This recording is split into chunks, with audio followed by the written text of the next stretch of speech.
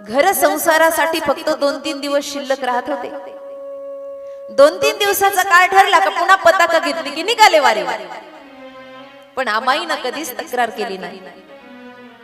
महाराज भयंकर वाऱ्या झाल्या. एक दिवस परमात्म्याला दया आली. कारण का?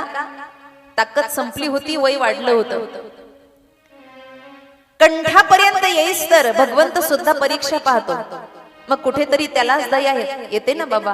आणि म्हणून भगवंत म्हणतात, काही ठिकाणी उल्लेख आला की भगवंताने वाळवंटात दर्शन दिलं, तर काही ठिकाणी उल्लेख आला की भगवंत स्वप्न दृष्टांत देतात. दोन्ही बघूया. प्रवासाला निघाले की मलिद्याचे लाडू करून घ्यायचे सोबत खायला. सकाळी 2 आणि संध्याकाळी 2. नियम बघा, साधकांना जास्त खाऊ नये म्हणे. जास्त खाल्लं की त्याला आळस येतो. आणि मग आळस आला की भजन होत नाही. होई ही ना भजन तामस देहा. म्हणून आपल्याकडे खात जागा गात जागा राहूनच जात. आणि अशी परंपरा एवढं खायला असतं की जे नाही मिळलं तेही खायला असतं. सगळ्यात मोठी श्रीमंती ज्ञानोबरायांची, तुकोबरायांची बाबा. भाग्य उदयाला येतं आपलं. मलिदा कसा? बकरीच्या तुकड्यांचे सगळे गोळा करायचा, चुरा करायचा, त्यामध्ये गुळाचं पाणी, त्यामध्ये तुपाची धार, वेलदोडा असं सगळं मिश्रित करायचं आणि त्या मलिदाचे लाडू बांधायचे. 2 सकाळी 2 संध्याकाळी. बरं, मुक्कामाचे लाडू ठरलेले असायचे. किती मुक्काम होणार आहे आणि लाडू किती घ्यायचे असे 2-2 क्रमाने ठरलेले आहे. पंढरपूर काही अंतरावर राहिलं. आणि अशा वेळेला मूर्छा आली, चक्कर आली. पायातली ताकद संपली होती बाबा विश्वंभरांची. गळून पडले धरतीवर. काही सुचत नाही आता, फक्त अंधार दिसत होता. माता रुक्मिणी म्हणल्या, विठोबा किती अंत बघावा भक्ताचा. अगं रुक्मिणी थांब, मी जाणारच होतो. अहो काय जाणार होतं? लेकरू गळून पडलं की आता किती बघता परीक्षा. भगवंत धावत गेले म्हणे. आणि धावत गेल्यावर केलं काय? सगळीकडे दृश्यच परिवर्तित करून टाकला. जिथे पडले तिथे चंद्रभागाचा उदय केला. वाळवंट तयार केलं. मंदिर सुद्धा सजवलं. आणि साक्षात विटेवर उभा राहिला आणि आवाज देऊ लागले भगवंत विश्वंभरा, ए बाळा उठ ना. जसे नेत्र उघडले तसं पाहिलं, अरे मी तर पंढरपुरामध्ये पोहोचलोय.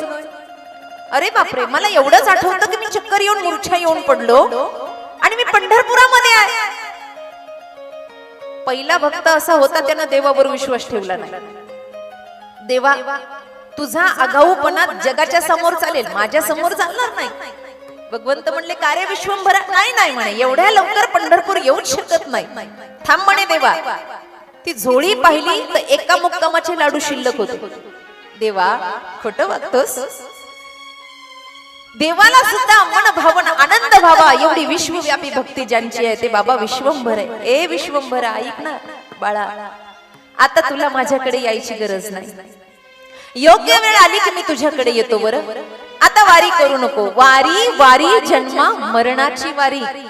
आपण अंबाबाईच्या आरतीमध्ये म्हणतो की नाही, आहारी पडलो आता संकट निवारी. देव वाचवणार आहे, देव जन्म मरण चुकवणार आहे. कोणतं जन्म मरण? खरा संसार कोणता आहे माईबाप? आद्य गुरु शंकराचार्य आपल्या अष्टकांमध्ये वर्णन करतात. पुनरपि जनन कच आहे. सार सार सार विठोबा नाम तुझे म्हणून शूळ पाणी जपत आहे वारंवार. सत्य तू विठ्ठला का दाविला जगदाकारा. ब्रह्म सत्य जगत मिथ्या जीव ब्रह्मैव नापरा. हे एक सत्य कळालं. भगवंताचं स्मरण केलं, पण पुन्हा पंढरपूरला जाऊन वारी पूर्ण केली आणि घराकडचा प्रवास प्रारंभ केला. चरित्र असं सांगतं, स्वप्न दृष्टांत झाला आणि सांगितलं, बाळा आता तुला वारीला यायची गरज नाही. मग तुझ्या गावामध्ये एक आंब्राई आहे. त्या आम्र वृक्षाच्या खाली तुला तुळशी आणि बुक्याचा सुगंध येईल. तिथे माझं वास्तव्य असेल. आता तू माझ्याकडे यायचं नाही, आता मी तुझ्याकडे येईल. सकाळी उठल्यानंतर गावच्या पाटलाला सांगितलं, देहू गावच्या. पण खरं वाटलं नाही लोकांना. समाज आहे बाबा, लवकर सत्य सत्यावर विश्वास ठेवत नाही, ढोंग्याच्या मात्र मागे लागतो हा समाज आहे. आणि मग त्या सुद्धा वेळेला अडचणी आल्या, पण सगळ्या समुदायांना एकत्र करून बाबा विश्वंभर तिथे गेले. तुळशी बुक्याचा सुगंध एका वृक्षाखाली येऊ लागला. तिथे खोदकाम केलं आणि सुंदर साजिरी भगवान श्री हरी विठ्ठलाचं स्वरूप मूर्तीच्या रूपानं त्या ठिकाणी प्रगट झालं. आजही ती मूर्ती पूजनासाठी देहू गावामध्ये आहे. हा विश्वंभर बाबाच्या घराण्याचा इतिहास आहे. पूजन सुरू झालं, काळ सरला, भगवंताने आठवण काढली आणि विश्वंभर बाबांनी आपला देह ठेवला. पण जाता जाता भगवंताला प्रार्थना केली. बघा, जो होय मज अनन्य शरण, माऊली ज्ञानोबराय म्हणतात, त्याची निवारी मी जन्म मरण. पण कशी? इहलोकाची आणि परलोकाची दोन्ही यात्रा भगवंत सांभाळतो बरं का. लक्षपूर्वक ऐका, लक्षपूर्वक ऐका. विश्वंभर बाबांनी जाता जाता सांगितलं होतं, देवा मी चाललोय, पण जरुरी नाही माझ्या इतकी निष्ठा माझ्या परिवारामध्ये असेल. देवा ऐका बरं नीट, देवा संकल्प किती छान आहे. ए देवा ऐक ना. हो ऐकतो ना रे बाबा, ऐकतो ना, ऐक ना देवा. मी जातो, पण माझी अमाई आणि माझी 2 मुलं, येणाऱ्या सुना, कदाचित यांच्या बुद्धीमध्ये भक्तीचा प्रवाह उमगेल किंवा न उमगेल, पण देवा तू त्यांच्याकडून भजन करून घ्यायचं हे वचन घेतलं आणि मग देह ठेवला. याला म्हणतात पवित्रता. मग देह ठेवला. भगवंतांनी सुद्धा सांगितलं, विश्वंभरा काळजी करू नको, मी सगळं पाहेन. आणि म्हणून मग वारंवार अमाईच्या स्वप्नामध्ये भगवंताने जायचं आणि भगवंतांना सांगायचं पूजा आराधना करायला. मुलांना सांग, अमाई शिकव, वडिलांच्या नंतर ही परंपरा चालू असली पाहिजे. म्हणून जेवढे वारकरी बाप या ठिकाणी बसलेत ना, त्यांनी पुढची पिढी सुधारणं हे आपल्या हातामध्ये असतं. काही काही लोक आम्हाला म्हणतात ना, महाराज आम्ही जिवंत आहे तोपर्यंत या हो, पुढचं कुणाच्या हातामध्ये. असा शब्द कधीच वारकऱ्याच्या मुखात आला नाही पाहिजे. या उलट असा शब्द आला पाहिजे की महाराज आम्ही जिवंत तोपर्यंत तर तुम्ही याच, पण आम्ही मुलांना असे संस्कार दिले की पुढे सुद्धा ते संप्रदायाचा वसा चालवतील, म्हणून पुढेही ही संघरचना चालू राहील असा विश्वास माईबापांना आला पाहिजे. अमाईकडून करून घेतलं. अमाईने वारंवार हरी आणि मुकुंदाला जवळ बसवायचं, समजावून सांगायचं.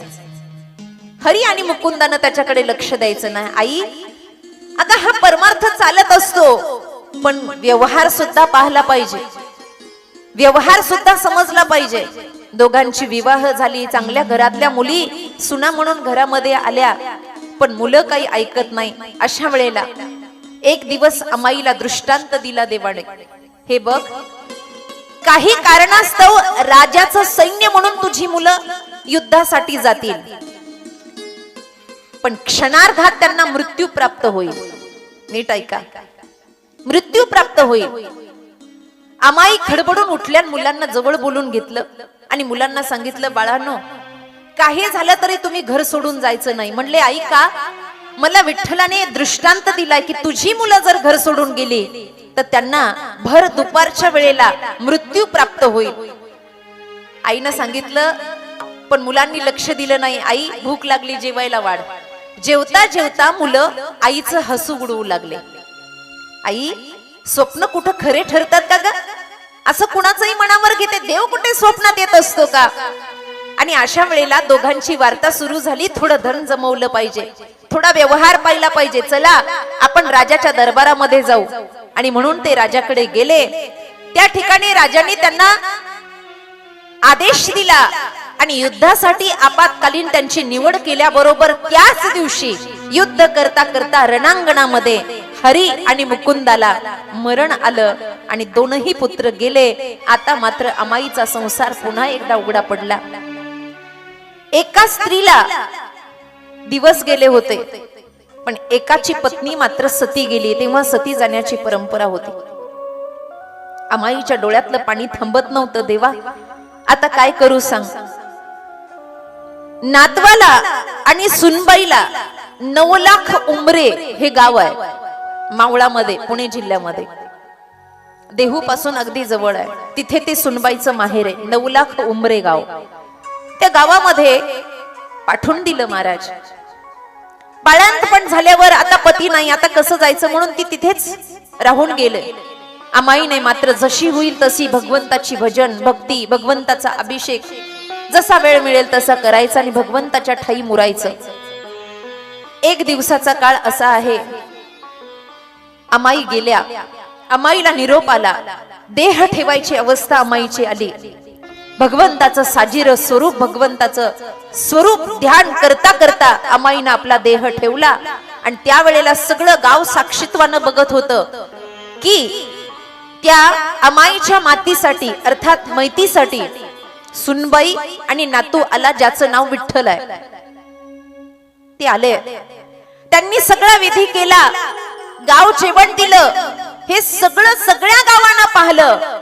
पण वस्तुतः तसं काही घडलेलं नव्हतं. काही दिवसानंतर विठोबाला स्वप्न दृष्टांत झाला नातवाला की तुझ्या गावी जा आणि तिथे माझं स्वरूप प्रगट झालंय, त्या मूर्तीची तू आराधना करायला प्रारंभ कर. त्यावेळेला देहू गावामध्ये अमाईचा नातू आणि सुनबाई ज्या वेळेला आले त्यावेळेला ते रडू लागले की आमची आजी गेली आहे, आमची सासूबाई गेली आहे, पण आम्हाला तुम्ही निरोप सुद्धा दिला नाही. आम्ही आलो असतो, सगळा विधी केला असता. तेव्हा सगळं गाव अचंबित झालं आणि त्यानं सांगितलं, अहो तुम्ही आला होता, सगळा विधी नातवानं केला. नातवाने कानाला हात लावला, नाही हो, एकाला खोटं ठरवणं ठीक आहे, पण सगळ्या गावाला खोटं ठरवायचं. आणि मग विठोबाच्या लक्षात आलं की माझ्या आणि आईच्या रूपात येऊन श्री विठ्ठल रुक्मिणीने माझ्या आजीचा विधी केला. ही तुकोबारायांची वंश परंपरा बघा, किती भाग्याची गोष्ट आहे. नतमस्तकता झाली, डोळ्यातून पाणी गळालं. पण विठ्ठल जे नातू होते त्यांना क्रोध आला, देवा एवढा दिवस आम्हाला तुझ्यापासून दूर का ठेवलं, का अंतरलास, का आमच्यावर रुष्ट झाला. आणि म्हणून विठोबानी भगवंत चरणावर मस्तक ठेवलं. नारायणम नमस्कृतम नरम चैव नरोत्तमम. तुझे जर आम्ही अंश आहोत नारायणा, तर तू आदि नारायण विठ्ठल रूपातला जर असशील तर माझी भक्ती स्वीकार. भजनानंदाला श्री विठ्ठलाने प्रारंभ केला. नारायण नारायण. नाना गोरगरिबांना देण्याची दानत होती, सेठ म्हणून वावरत होते उलोबा, पण तरी सुद्धा अखंड विठोबाची वारी आहे. कारण हे भक्ताचं लक्षण आहे. दुख में सुमिरन सब करे, सुख में करे न कोय, जो सुख में करे तर दुख काहे को होय. जेव्हा दुःख येतं तेव्हा सगळे भजन करतील बाबा, पण सुखामध्ये अनुकूल आणि प्रतिकूल दोन्ही परिस्थिती जे बघायला मिळतं ना, ते तुकोबांचं चरित्र आहे. नीट ऐका, देवाच्या समोर जायचं पण काही मागायचं नाही, मस्तक ठेवायचं आणि निघून यायचं. कधीतरी असं भजन व्हावं की देवानं म्हणावं काहीतरी माग, नाहीतर मग आपली भिकाऱ्याची जात आहे. पहिली पायरी चढली की भीक सुरू होत. देवा असं कर, देवाशी सुद्धा करार आहे बाबा, मला पाठीपोटी एखादी संतती दे, म्हणजे 1 क्विंटलचा भंडारा सप्त्यात करेल मी. देवाशी करार आहे, करार काही लोकांचा. एवढी भक्ती केली, एवढी वारी केली, पण कधी करार केला नाही, कधी मागितलं नाही. देवाला कुतूहल ना असं वाटायचं. एक दिवस कणकाईचं पडलेलं तोंड पाहिलं आणि म्हणून भगवंत सुद्धा स्त्री शक्तीला मानतात. घराची गुरु किल्ली बाईच्या हातामध्ये असते. म्हणून तुम्हाला सर कुठे चहा प्यायचा असेल तर फक्त एखाद्याच्या घरी जाऊन गृहिणीचं वर्णन करायचं. काय वहिनी तुम्ही येत म्हणून संसार चालला, ती म्हणते भाऊजी चहा तर प्या पण जेवून पण जा. ही गुरु किल्ली आहे. गृहिणी प्रसन्न झाली की सगळं काही होतं. आणि म्हणून भगवंताने सुद्धा स्त्रीलाच पकडलं. काय कणकाई बरं आहे ना, स्त्री जन्म तेव्हा साफल्य होतो ज्या वेळेला तिची कुश पवित्र होते, जिच्या पोटी संतती जन्माला येते, मग ती कन्या असो किंवा पुत्र असो. तोंड पडलेलं होतं, पण भाव मनातला श्रद्धावान होता. कणकाई विचार करा, ज्यांच्याशी देव बोलत असेल त्यांचं भाग्य किती मोठं आहे. सांगा, देव बोलतो, भगवंत प्रगटले, आवाज दिला, ए कणकाई का ग चेहरा पडलास, का मुख पडलंय तुझं, काय झालं, मला नाही सांगणार. भगवंत एवढा मधुर बोलतो ना कधी कधी भगवंत भक्ताला ठकवण्यासाठी. गोड बोलूनच त्यानं सगळं केलं. म्हणून तर गवळणी म्हणल्या, जगाच्या पाठीवर सगळ्यात आगाऊ कोण असेल तर हा देव आहे. गोड बोलला आणि राजा हरिश्चंद्राला सगळं रिकामं करून ठेवलं. शिबीर अशानं यज्ञामध्ये मांस टाकलं.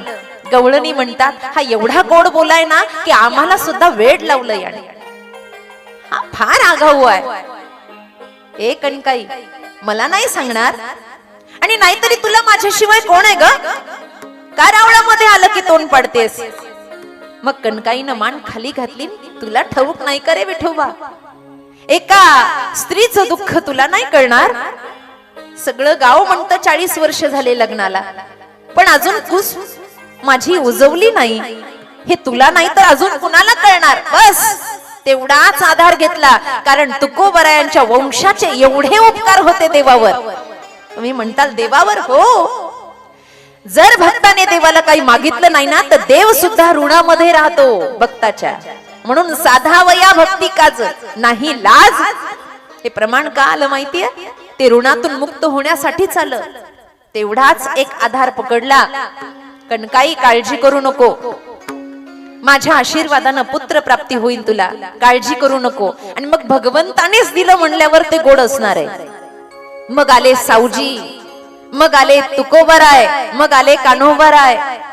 सुंदर संततीची प्राप्ती झाली आणि घर गोकुळासारखं आनंदाने भरलं. ओलोबांना इतकं बरं वाटलं. परमार्थाचा गंध दरवळला आणि सुखानं हा संसाराचा प्रवास प्रारंभ झाला. बघता बघता बघता बघता मुलं मोठी झाली. आता मुलांची विवाह करून दिली पाहिजे, हा न्याय आहे. सावकारकी काय होतच राहील. तीनही मुलांची लग्न रचना, विवाह रचना बांधल्या गेली. चांगल्या घरातल्या मुली आल्या.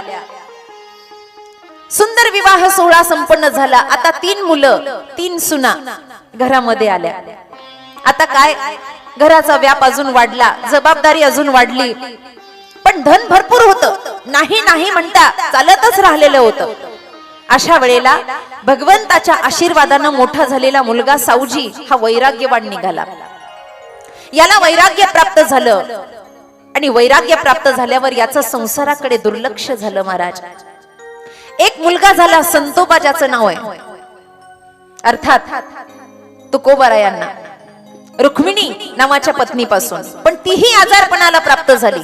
म्हणून आई वडिला देखत चांगलं व्हावं म्हणून अप्पाजी गुळवे, पुण्याचे व्यापारी, यांची दुसरी मुलगी जिजाबाई अर्थात आवली, हिच्या सोबत तुकोबरायांचा आई वडिला देखतच दुसरा विवाह झाला. आणि मग तुकोबरायांना जवळ बोलवून घेतलं. तुका, सावजीचं मन व्यवहारात व्यापारात लागत नाही. तो उदासीन वृत्ती धारण केलेला आहे. हा सगळा भार आता तुका तुझ्यावर आलाय. बाबा मी बघतो ना हिशोब.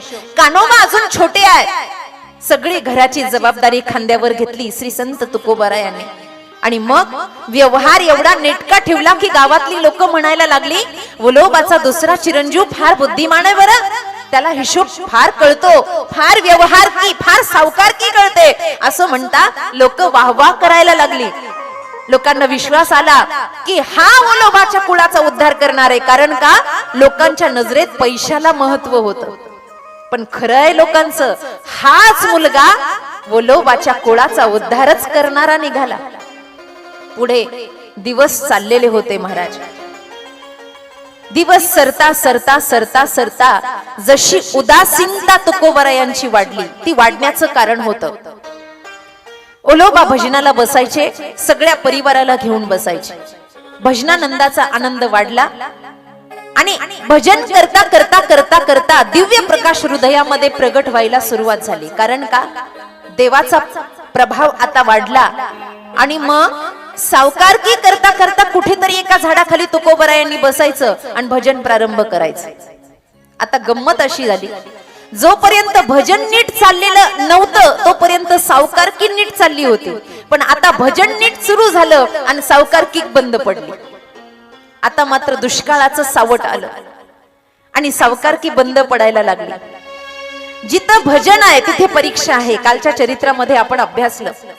आणि मग हळूहळू हळूहळू हळू दुष्काळग्रस्त गाव बनायला लागलं, पंचक्रोशी बनायला लागलं. मग त्यामध्ये आजाराचं सावट आलं, वय वाढलं आणि वाढत्या वयामध्ये वलोबाच्या आता संकटही वाढायला लागली.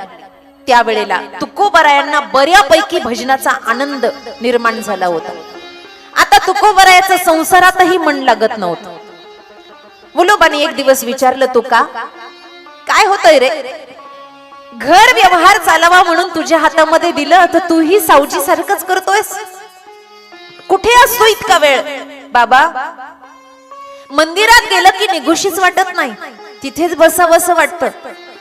मन रमतं विठोबाच्या चरणावर. काय झालं मला कळत नाही बाबा. हिशोब लक्षात नाही राहत. आता असं वाटतं परमात्म्याशिवाय जगात कोणता आनंदच नाही दुसरा. ओलोबांची काळजी वाढली आणि त्यांनी कनकाईला जवळ बोलून घेतलं. अगं आई, हा तुका काय म्हणतोय? अगं मला तर आता भीती वाटायला लागली आपल्या परिवाराची. का? अगं भगवंताच्या भजनात वेडा झालेला संसाराच्या कामाचा राहतच नाही. कारण का? एका मयानीत कधी दोन तलवारी बसत नाही ना बाबा. जहां राम है वहां काम नहीं, और जहां काम है वहां राम नहीं. कारण हे वेड आहे, वेड. अशा वेळेला भजनानंदाचा आनंद वाढला. आणि मग तुकोबराय गावच्या मंदिरातच नाही, पंचक्रोशीतल्या कुठल्याही मंदिरात जायचे आणि भजन करत बसायचे. बघता बघता बघता प्रवाह निघून गेला. हळूहळू हळूहळू गोडी निर्माण झाली. विना हातामध्ये घ्यायचा, टाळ घ्यायचा, कितीतरी वेळ भजनच करत बसायचं.